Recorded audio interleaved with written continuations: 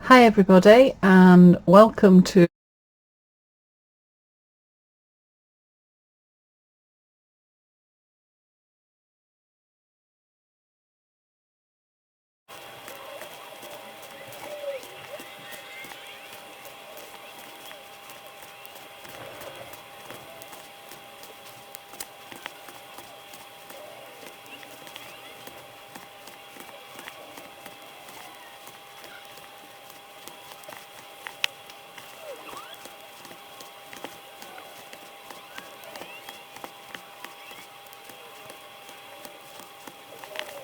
Okay, so super fast stitching, got that all done. So what we're going to do now is flip over, and to do your trapunto we want to cut some tiny little holes in the back of the fabric, but you need to be really careful that you only go through the back layer.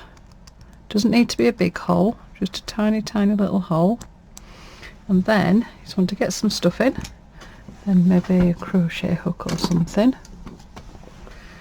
And then what we're going to do is just push a little bit of that stuff in. Maybe not a crochet hook, or the wrong end of a crochet hook. No, not doing crochet hook. I'll do my little pokey. No, that's not going to work. That one, there we go. Just needed something with a stick on the end. There we go.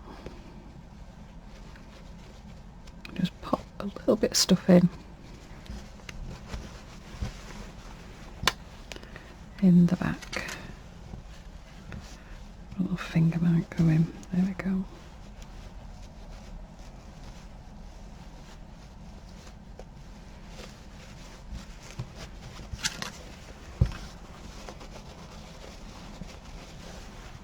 So you want a bit more in this middle piece because you want this to stand out.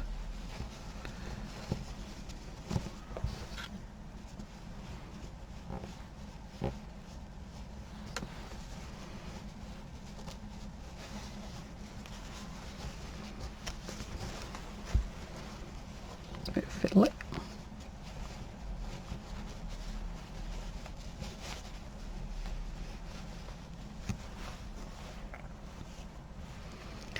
Bit of the top.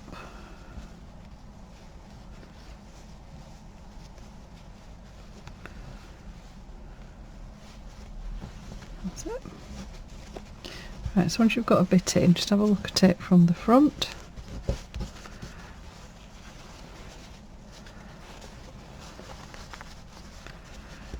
Oh, that looks kind of cute. So that's beginning to stand off the surface. I think that'll probably be enough. I don't want too much. So once I've done that, I can push it back and it'll stand up. So then all you need to do is, where you've done your little opening, is just get some machine thread and just stitch it back up again. Sort of really suits Halloween, this. It's like making a little creature. So just stitch that up.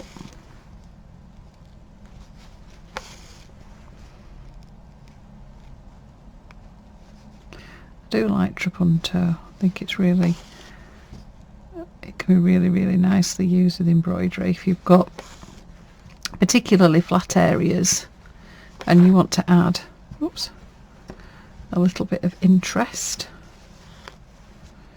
It's fairly straightforward to do. You can, obviously, if you look at traditional trapunto, it's absolutely mind-blowing, the intricacies that they get with the shapes and things. This is a bit Heath Robinson sort of thing. Right, so I want to do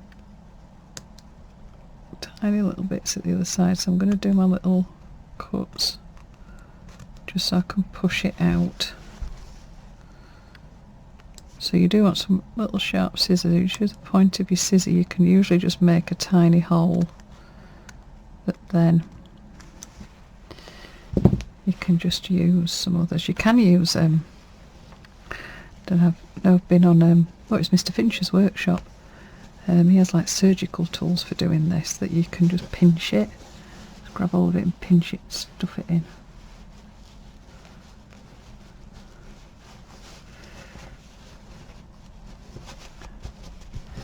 So I don't want these side ones to be as full, they just want to stand up just a little bit. Sort of creates that 3D illusion with the front one standing up a little bit more proud.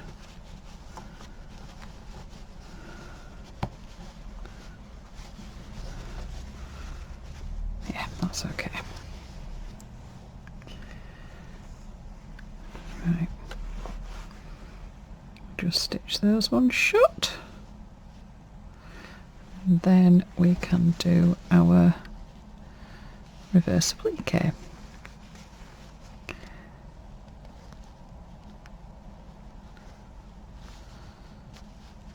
Oops. Oh. Might have got that a bit too close maybe. Oh no, I can see the fabric. That's okay. Just enough just to catch it with my needle.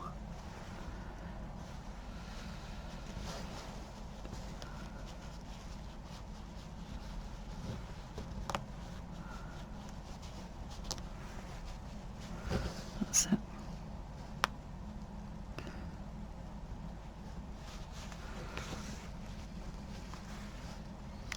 Kinda cute.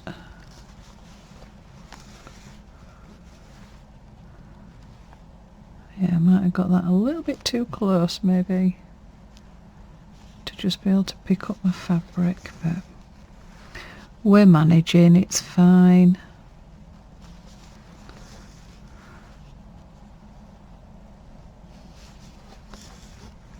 Oops. There we go. That's it. I'll never make a surgeon. If you are a surgeon, I apologise for my terrible stitching. Nobody will hire me. Just imagine if you went and you had some surgery and they offered you different stitches to have yourself stitched back together with. That'd be so cool. What stitch would you want?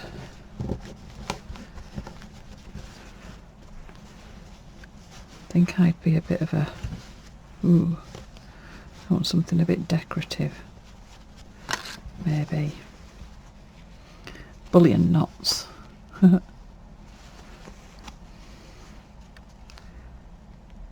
Right, here we go. Let's get this one done and then we're on to the front bit. So what I've also pulled out of my stash are some cords that I got from, I think it's Farm Crafts. I've got that wrong, I'm sorry. I will try and remember to pop a link in. There's some that I got from Yarndale. So they're hand spun ones. They're absolutely gorgeous, create some great textures, and I just thought if I'm doing a pumpkin, that'll be quite cool for the top bit. A bit Cinderella-y with all like the spirals and stuff. There we go. Ta-da! Done. Right, so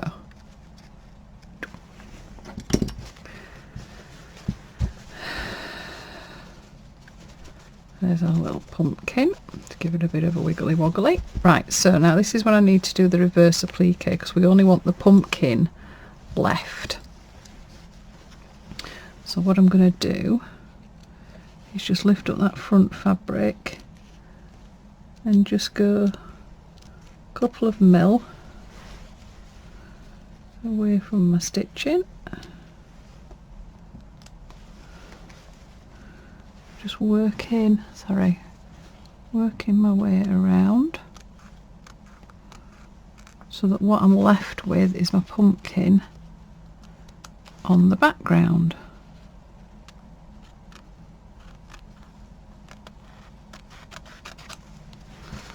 So you can sort of see there why I did that. That's got stitched underneath it, so it's given it a little bit of a textured floor for my pumpkin to sit on. Careful that you don't cut through your backing fabric.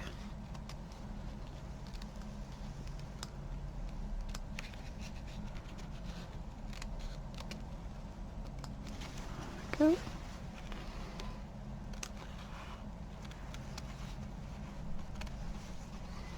Oops.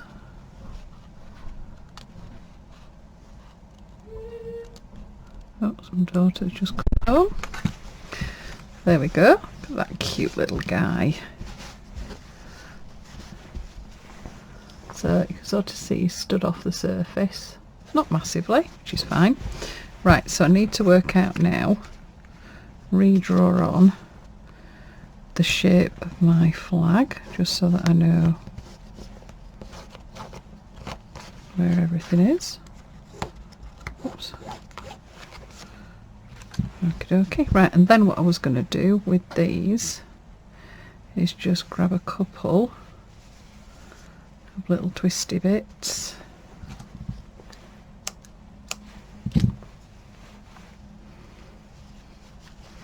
and just get them at the top. Where's my needle and thread gone? There we go. Just couch them on.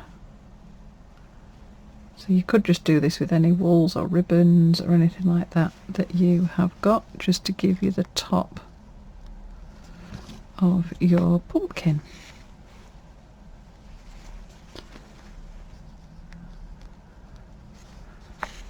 So I do want it to be a little bit textured, so what I'll probably do is sort of like lift one bit up and then bring it back down again, and then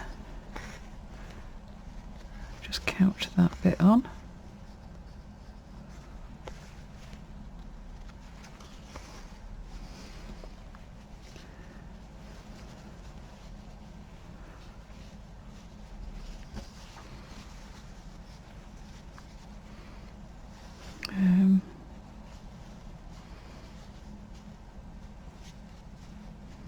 Oh, that's quite cute.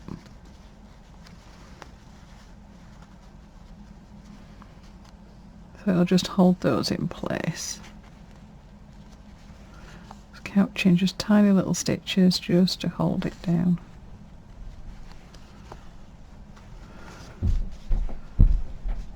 Oh, I quite like that. There we go. So I just need to trim it all now. Now, because I've got that textured fabric, I can't really draw on with that. So what I tend to do is hold my flag template on and then sort of cut over the top. So if I trim my top,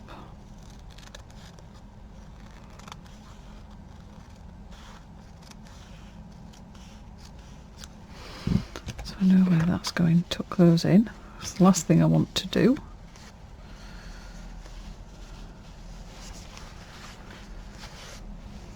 There we go.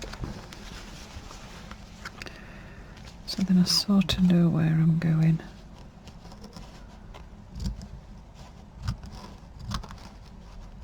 I know I might have to neaten it off a little bit, but it does sort of work, just holding it down.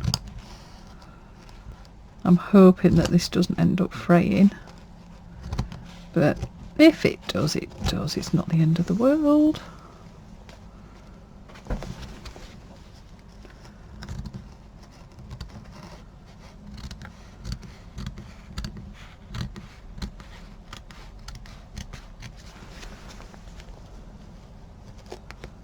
Oh, nice. There we go.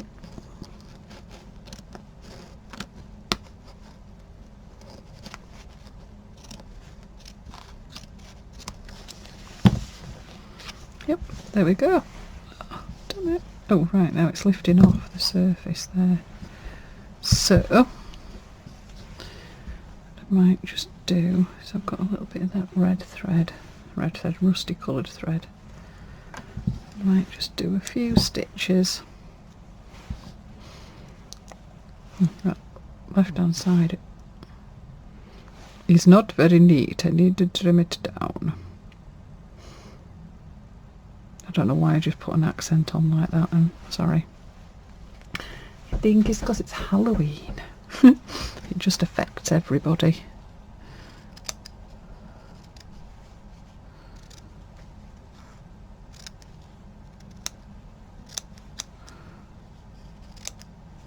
better.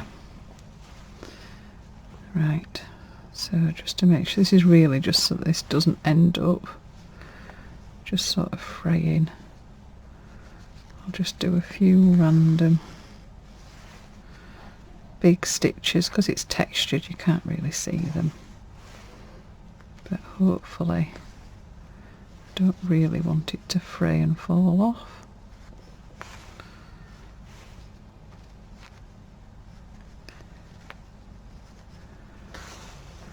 Oh, that feels better. There's always a plan, there's always something you can do. That's the joy of stitching. There is always something you can do.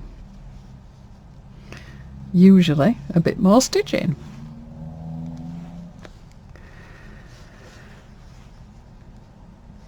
Oh, I've enjoyed doing that one. So I hope you have a good Halloween wherever you are, whether you celebrate it or not. With it being this weekend, I know my daughter, even though she is 16, will be getting dressed up and will be going trick-or-treating.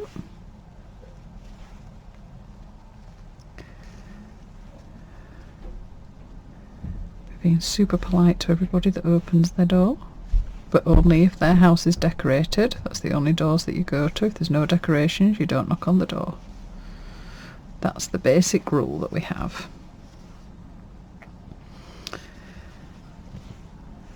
But we're quite good where we live, the estate that's across the road.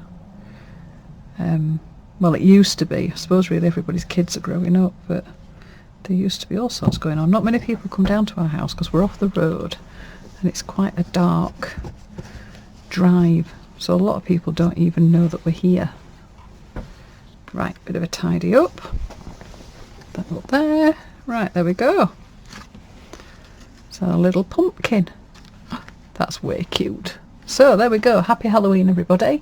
Hope you enjoy making your little pumpkin. Can't wait to see what you do. See you next week. Bye.